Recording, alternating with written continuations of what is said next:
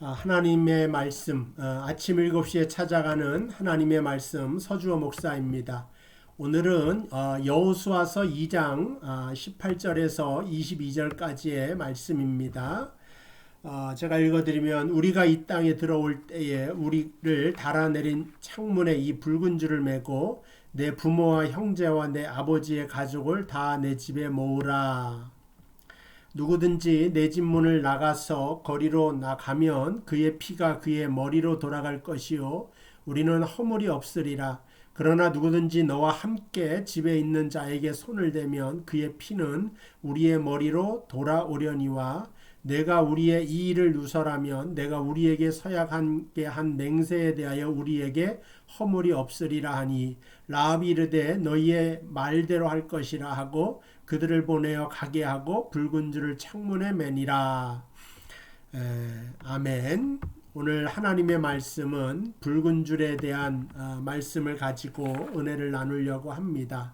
두 정탐꾼이 라합이 무사히 숨겨주어서 이제 그 쫓아오는 사람들을 피해서 집으로 이제 정탐을 마치고 돌아가려고 합니다. 그때 라합이 증표를 달라고 합니다. 그냥 왔다가 그냥 가면 안 되니까 보상을 달라. 물질적인 보상이 아니라 라합은 이제 가나안 땅에서 가나안 사람만 사는 것이 아니라 이 이스라엘 백성과 함께 살 것을 결단하고 약속을 받아야 될 것을 지금 요청하고 부탁하고 있는 것입니다. 라합이 여기서 이러한 요청을 하고 스파이를 숨겨준 것은 단순히 자기와 자신의 가족의 목숨을 구원하는 차원이 아니라 전 존재를 건 하나의 신앙 고백적인 차원이다. 이게 왜 어떠한 운명을 바꿔놓느냐.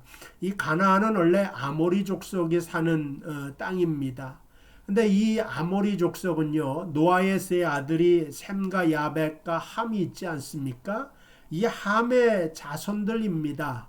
근데 노아가 이 함에 대하여 저주하여 말하기를 너는 형제들의 종이 될 것이다 하면서 함은 정말 종살이의 역할을 하게 되고 여기서 아마 여러 가지 문제점들이 생기고 지금까지도 전쟁이 일어나는 그런 혈통적인 문제가 있는 것을 알 수가 있습니다.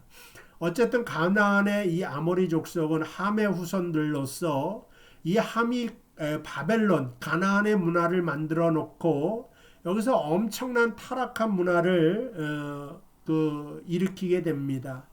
그러니까 이들이 만들어 놓은 문화의 고대 유물들을 보면 굉장히 좀 역겹고 성적으로 타락하고 그 다음에 하여간 쾌락주의적인, 그래서 그들의 신 앞에 제사를 지낸 다음에도 온갖 문란한 짓들을 다 하는 그러한 문화를 만들어 놓은 거예요. 그러니까 여기서 이 라합이 스파이를 섬기고 당신의 하나님이 내 하나님이 될 것이다, 나에게 이 약속의 증표를 달라고 한 것은 이 여인의 마음속에 영적인 갈망이 있다, 목마름이 생긴 것입니다. 이 더러운 문화 속에서 더 이상 살 수가 없다. 너희들이 섬기는 하나님이 나의 하나님이 될 것이고 너희들의 하나님을 믿는 사람이 되길 원한다. 아마 그러한 고백을 한 것 같습니다. 그때 스파이가 오늘 말씀해 보니까 이 정탐꾼이 우리가 지금 이 피해가는 이 성벽 끝에다가 붉은 줄을 매달아 놓아라. 붉은 줄을 보고 우리가 만약에 이 붉은 줄이 메인 집안에 있는 사람의 목숨을 내치면 그 피가 우리한테 돌아오고, 그러나 여기를 떠나서 죽는 것은 우리의 책임이 아니다. 그런 말을 하는 것입니다. 그러니까 구원이라고 하는 것이요, 우리의 선한 행동이나 마땅한 의무를 감당한다고 되어지는 것이 아니라 붉은 줄이 있는 집 안에 있는 사람이면 누구든지 구원을 받는 것입니다. 누구든지 용서를 받는 것입니다. 마찬가지로 그리스도의 십자가의 보혈의 피 안에 있는 사람은 어떠한 사람이든지 구원의 백성이 될 수가 있고 하나님의 구원의 뜻 안에 포함된 사람이라고 하는 것을 우리가 알 수가 있습니다. 여기서 붉다라고 하는 것은 피의 색깔이라고 하는 뜻이죠. 붉은 줄이라고 했는데 줄은 그 가부라고 하는 말로 소망한다 그런 뜻입니다. 그러니까 이어보면 피가 소망이다 이런 뜻이에요. 피가 너희에게 소망이 된다. 여러분 이것을 우리가 어떻게 알 수 있느냐?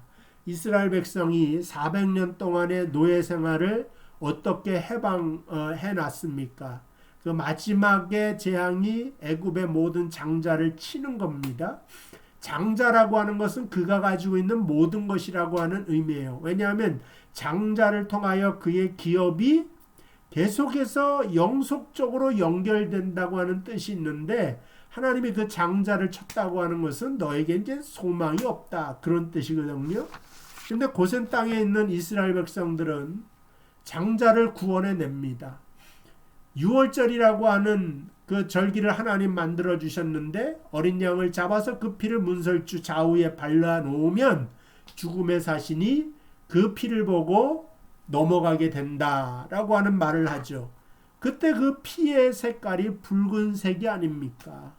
그러니까 이스라엘 제사장이 제사를 지낼 때도 제사장 옷을 에봇이라고 하는데 반드시 붉은 줄을 거기에 달게 되어져 있습니다. 그래서 이 역사적으로 볼 때도 성막을 지을 때도 항상 붉은색 실을 사용하게 되고 구약에서부터 신약에 이르기까지 이 붉은 피의 제사라고 하는 것은 언제나 구원을 의미하게 되는 것입니다. 그러니까 오늘 이 정탐꾼도 그러한 도리를 잘 알기 때문에 붉은 줄을 네 창틀에 매달아 놓으면은 그 집안에 있는 사람은 다 살 것이다 라고 하는 말씀을 하십니다.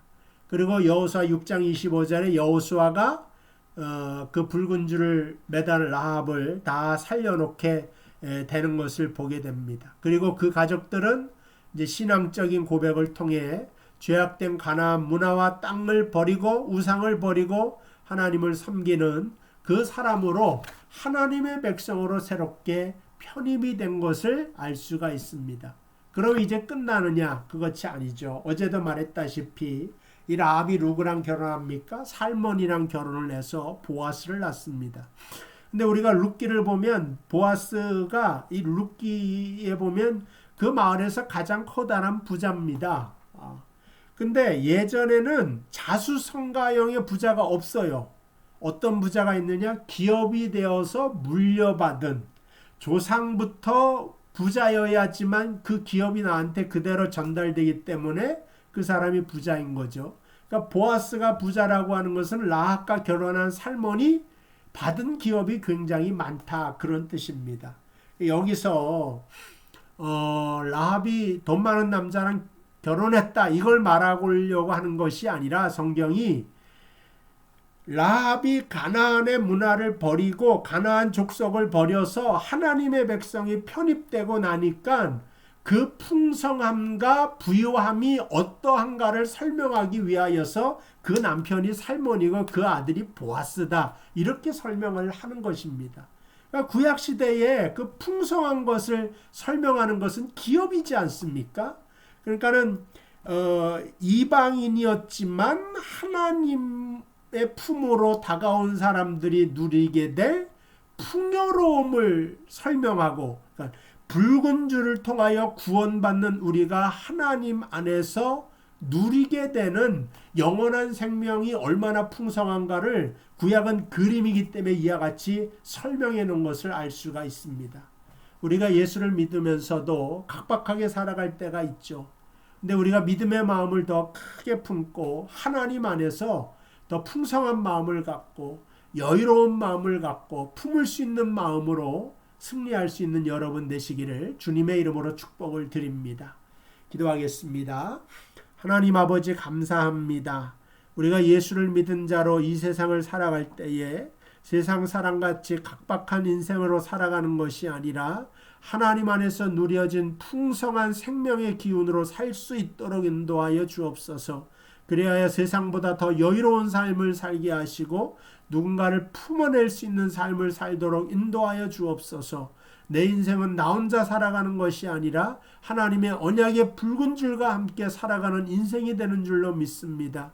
우리가 붉은 줄 안에 있을 때, 십자가 안에 있을 때 하나님은 우리를 도우시고 붙잡아 주십니다. 이 놀라운 은혜를 우리가 받았사오니 항상 하나님께 감사하며 살 수 있도록 인도하여 주옵소서. 오늘도 우리 모든 성도에게 하나님의 은혜의 축복으로 함께하여 주시기를 나사렛 예수님의 이름으로 기도하옵나이다. 아멘. 감사합니다. 오늘 금요 예배도 여러분 교회에서 뵙도록 하도록 하겠습니다.